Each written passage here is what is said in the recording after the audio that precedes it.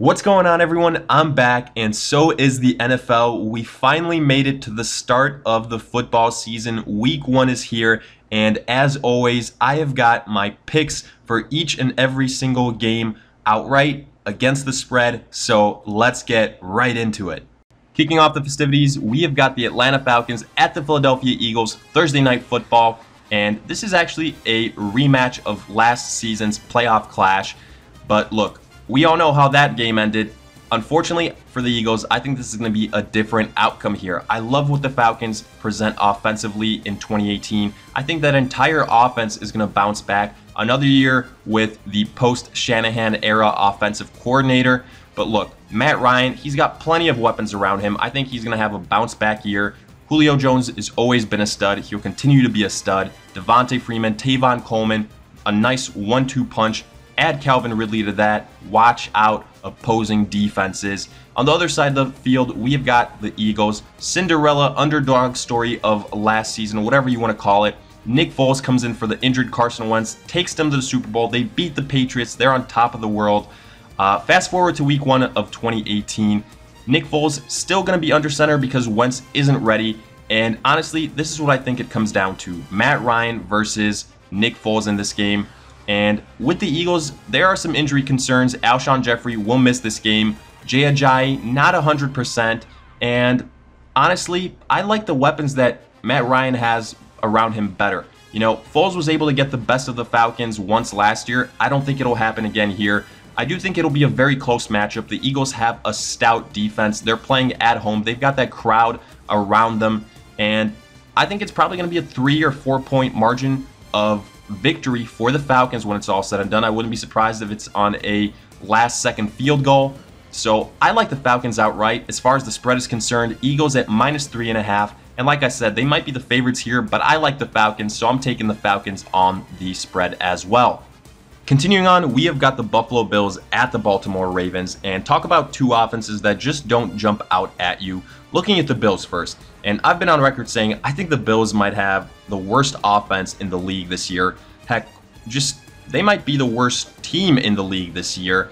And if I had to give you an early favorite of who I think is going to have the first pick overall in 2019 in the draft, I'm saying the Buffalo Bills right now. Because look, their quarterback situation, I think it's a mess. Nathan Peterman is their starting quarterback. And we all remember what he did in limited action last year. Who are his playmakers around him? He doesn't have that many options. Kelvin Benjamin and LaShawn McCoy, the two main guys. Both guys have injury concerns. LaShawn McCoy, look, he's got plenty of drama off the field as well.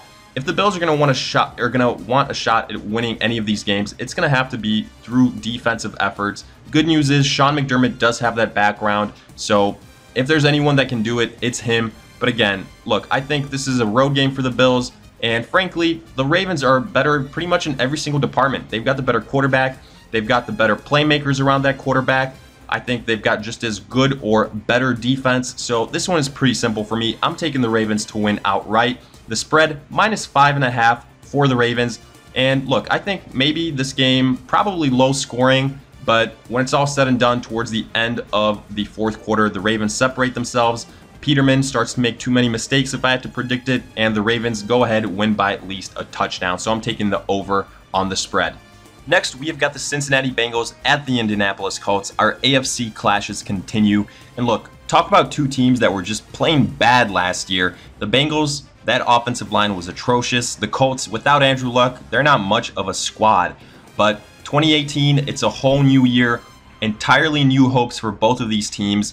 But at least defensively, I think the Bengals hold a very big edge to the Colts. The Colts defensively are going to struggle mightily this year. And offensively, honestly, we still haven't seen Andrew Luck really throw around the football too much, even though he's going to be back and start week 1. I'm a little bit cautiously optimistic here. I think he's still going to have some rust, and he still might not be 100%. So honestly, offensively, I like the Bengals better here. I like the changes they made on that offensive line. I think this will be a nice little test to kick off the year to see what they have, especially versus a defense that can be exploited. I expect big games for Andy Dalton, for AJ Green, and for Joe Mixon here. So I like the Bengals outright. As far as the spread is concerned, Colts are actually the favorites here at home at -3.5. But like I said, I think that Bengals defense is going to be the difference maker, so give me the Bengals on the spread too. Moving on to our first divisional matchup, we have got the Pittsburgh Steelers at the Cleveland Browns. And this might sound crazy, especially considering the Browns are in this matchup.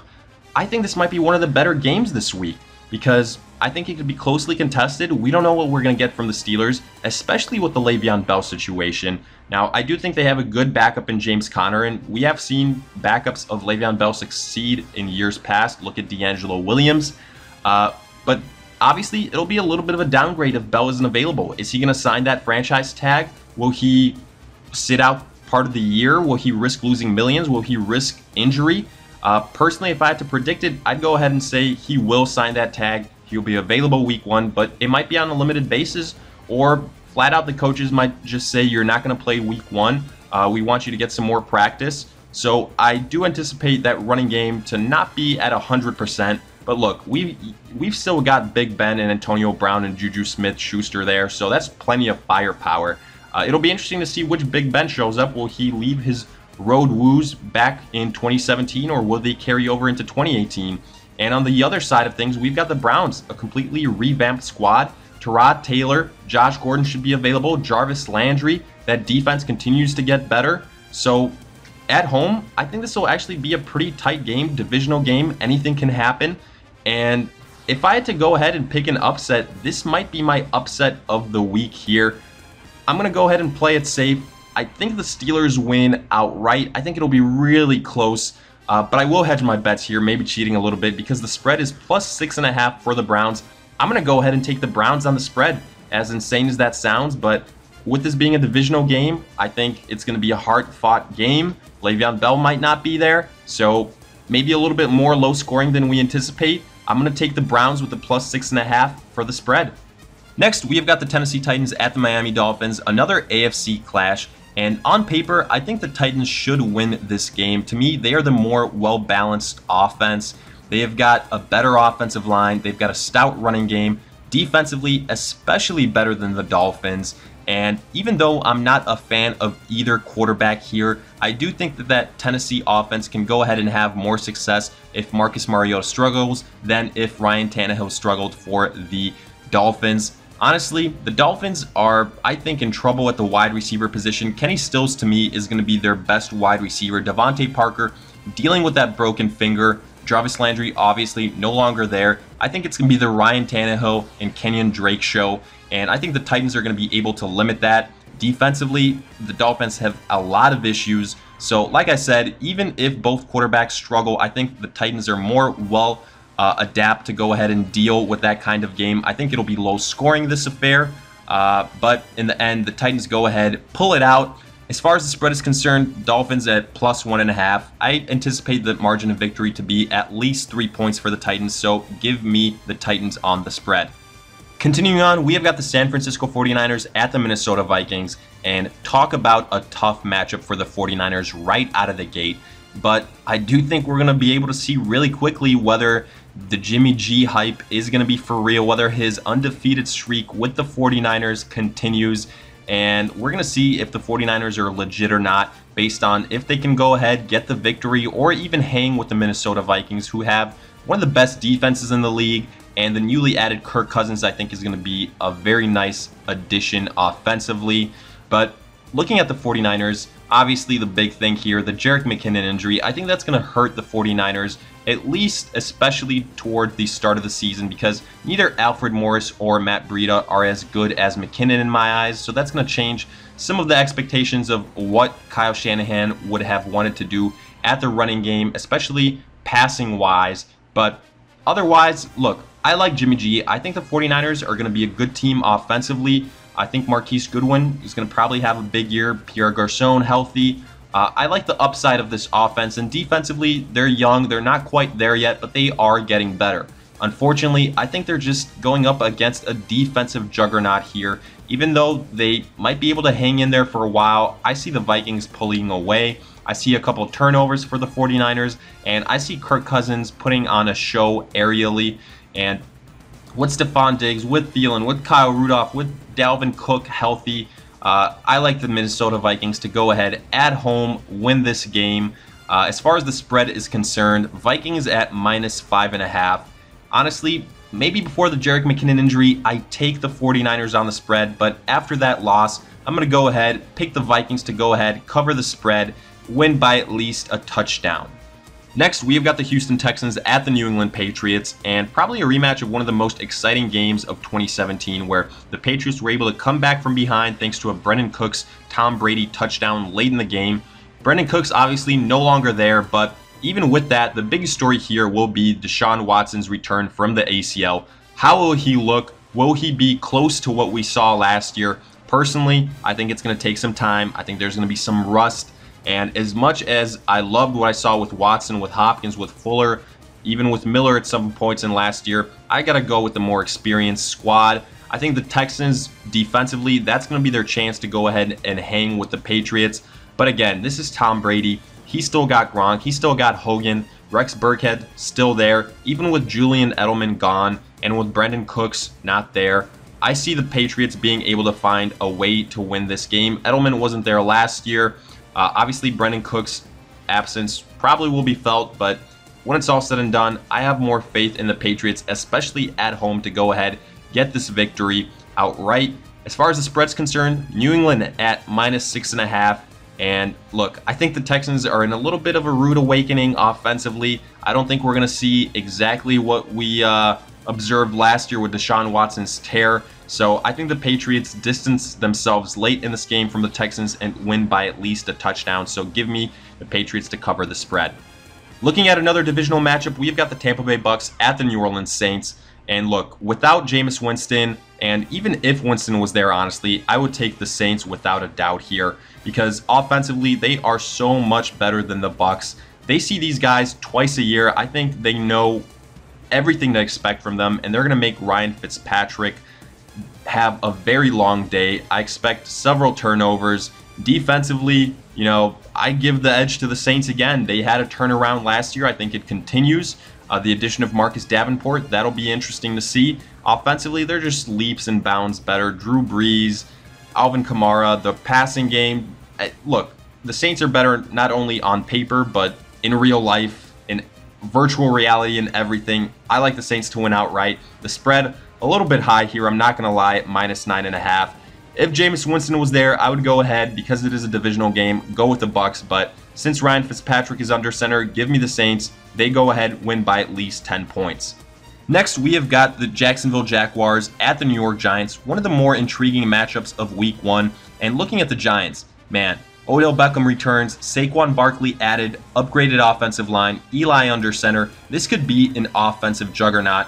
And unfortunately, however, for everyone that was hoping to see that offensive explosion right away from the Giants, might have to wait a little bit, because they get probably one of the best defenses in the league with the Jaguars coming to New York.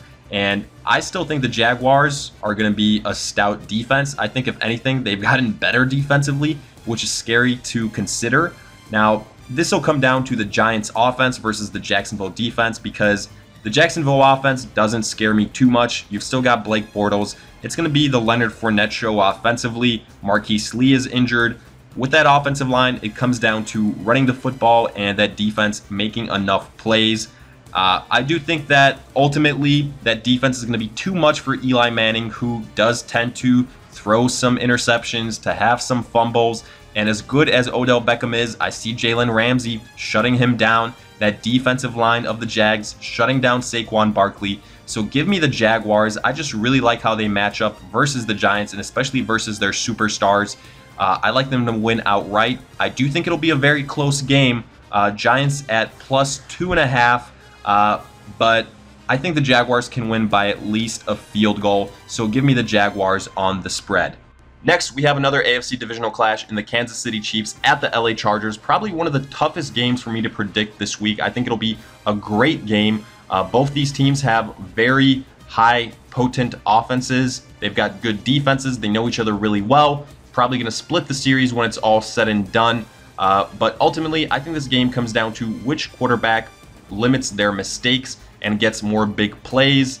And to me, even though Phillip Rivers isn't the cleanest quarterback, I got to go with him over Patrick Mahomes, who pretty much for all intents and purposes is getting his first real NFL action that actually matters. So as promising as he has looked in the preseason, and as good as Tyreek Hill and Kelsey and Hunt have looked, I got to give the edge to the Chargers. Just a little bit more of an experienced squad. I think they're also a little bit better defensively at home. I like the Chargers to go ahead and win this game outright. However, like I said, I could see this going either way. I think it'll be close. Spread at -3.5 for the Chargers. Wouldn't be surprised if it gets decided by a field goal, so give me the Chiefs on the spread. Moving on, we've got the Dallas Cowboys at the Carolina Panthers. Not a bad game to go ahead and circle if you're looking at some potential upsets this week. Now, me personally, however, I do like the Panthers to win outright, but I think it's going to be really close. On paper, the Panthers have the better defense. They have more weapons around Cam Newton, but that offensive line has plenty of question marks with the injuries that they have experienced this offseason. And, you know, as pedestrian as that Cowboys defense might be, I think they can still expose that offensive line. And what's the best way to rattle Cam Newton and that Panthers team? Well, it's to get in his face, sack him, and force turnovers, which, again, I think it can happen with all the question marks the Panthers have on that offensive line. At the same time, that Dallas offensive line is going to go ahead and I think mitigate some of the pressure the Panthers throw at them. Now, Frederick's injury concern is a big thing here for me, which ultimately is a factor that makes me lean towards the Panthers. However, even though I like the Panthers outright, I think it'll be a low-scoring, close game. The spread here, -2.5 for the Panthers. I'm going to hedge my bets a little bit here because I could see this going the Cowboys' way. I think it'll be close. I think it's decided late in the fourth quarter. That's why I'm going with the Cowboys on the spread. Next, we've got the Seattle Seahawks at the Denver Broncos. And talk about two teams that were at the top of the NFL mountain just a few years back. But for the Seahawks, no more Legion of Boom. For the Broncos, no more Peyton. That defense has taken some hits as well. Now, insert Case Keenum. I do think it's a big upgrade over what they had last year. But honestly, I still like Russell Wilson a lot more here. I think what Keenum did last year was an outlier. I don't think the Broncos defense is as good as the Vikings defense. And ultimately, to me, the team that wins this game is the one with the better quarterback, the quarterback that can go ahead and get more big plays, and the quarterback that's more clutch and reliable. To me, that's Russell Wilson. I like what he can do as a passer and as a runner. I like Doug Baldwin. I like Chris Carson. Give me the Seattle Seahawks to go ahead on the road, beat the Denver Broncos, ultimately because of what Russell Wilson can do better than Case Keenum.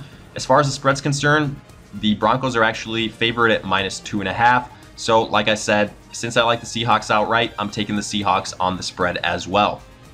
Continuing on, we have got the Washington Redskins at the Arizona Cardinals, and maybe not the most exciting matchup, but I do think it'll be interesting to see what both of these teams have to offer with new quarterbacks. The Redskins with Alex Smith, the Cardinals with Sam Bradford. Personally, I do like the Cardinals better here. They're at home. I like their defense better.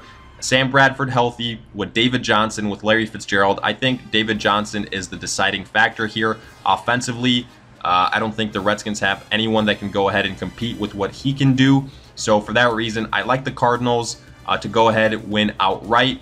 At home, they're at -0.5 point on the spread. Obviously, I'm going to go ahead, take the Cardinals to win by at least a point. So give me the Cardinals on the spread. Getting to Sunday Night Football, we've got the Chicago Bears at the Green Bay Packers, and this is going to be a game that's going to be really interesting, going to get a lot of views, and a big reason is that Khalil Mack trade from the Raiders to the Bears. Talk about a move that shook up the NFL. Obviously, this makes the Bears a better team defensively, but look, the fact of the matter is Khalil Mack got traded with about a week to go before that first game, and his snaps, if he plays, which I do think he will, they're going to be limited. I don't expect him to get more than 30 snaps in this game, and for that reason, I don't expect him to be that big of a factor. Raquan Smith, same situation. So for the most part, the Bears are going to be that defense that they were in the offseason, and not too different from last year. Offensively, this is where it's not even close. Give me the Green Bay Packers all day. Aaron Rodgers is just the best quarterback in the NFL, plain and simple. I don't care how many weapons the Bears go ahead and surround Mitchell Trubisky with. It can be with the best players to ever have played. Trubisky is not a good quarterback. He hasn't showed us anything either in the preseason, last year, to make me think that the Bears are going to be able to contend with the Packers offensively. For that reason, at home, I like the Packers to win this game without a doubt. The spread, -8.5, a little bit high considering it's a divisional game, but still, this game at Lambeau Field, Aaron Rodgers making his return. Give me the Packers to go ahead, win by at least 10 points, and take advantage of what Mitchell Trubisky more so can't do than can do with the team that's also gotten better defensively in the Packers. Moving on to Monday Night Football, we have got the New York Jets at the Detroit Lions. And look, this will be an interesting game. Sam Darnold's debut in the NFL, highly touted rookie, a guy that the Jets think can be their savior, but tough road test versus a Lions defense that's not too shabby. But to me, the bigger factor here is that Darnold, if the Jets are going to want to win this game, considering they don't have a dominant running attack, are going to have to go toe-to-toe offensively, Darnold versus Matthew Stafford, where Stafford is one of the best gunslingers in the NFL. He can put up 400 yards on you in a matter of seconds before you know it. So for that reason, if that is to happen, I think that's just going to induce way too many mistakes on Sam Darnold's end. Even though I do think we're going to see some nice things, ultimately, it might be just a little bit too soon for Sam Darnold. I like the Detroit Lions to go ahead and win this game. As far as the spread's concerned, it's -6.5. I think the Lions can go ahead and win by a touchdown, so give me the Lions to go ahead and cover the spread on the over. Our final game of Monday night, we have got the LA Rams at the Oakland Raiders, and this is going to be an interesting one because I think a lot of eyes are going to be on the Raiders following the release of Martavis Bryant, and more so the trade of Khalil Mack. On top of this, I think Carr will have his hands full versus the Rams defense, who on paper got a lot better. Even though it probably will take them some time to gel, they still have enough just plain studs on that defense to go ahead and make things happen. And offensively, the Rams, I think, have a big advantage here because they go up against the Raiders defense that struggled last year, and that was with Khalil Mack. Now, take him out, I see a big game for Todd Gurley and for that offense for the Rams. So for that reason, I like them to go ahead and win outright. The spread +2.5 for the Raiders. Honestly, I think that's too low because I think the Rams are going to be able to easily go ahead and win this game by a touchdown. So give me the Rams on the spread. So with that, we come to an end of our pick'em games, but as always, I've got my locks of the week for you, starting with the Bucks at the Saints. Look, give me the Saints. It's plain and simple. They're better in every single way. Jameis Winston isn't there, so I think to me that's another bonus for the Saints. Next, moving on, we've got the Bears at the Packers. Again, I don't care how much better the Bears got defensively with Khalil Mack. He's not going to be there 100% of the snaps. So it's going to come down to offensive execution. And there, I give the edge to the Packers. Not even close. Give me Green Bay to go ahead and win that game without a doubt. And finally, I've got the Jets at the Lions. Look, I do like Sam Darnold, but I think this is a little bit too early. And to go ahead and ask him to go toe-to-toe with Matthew Stafford, that's going to be a tough one. So I like the Lions at home to go ahead and win. So with that, we finished things up. So let me know what you guys thought. If you have any questions, let me hear them in the comments section. And as always, if you enjoyed, make sure to go ahead, like, subscribe, and I'll see you guys in future videos.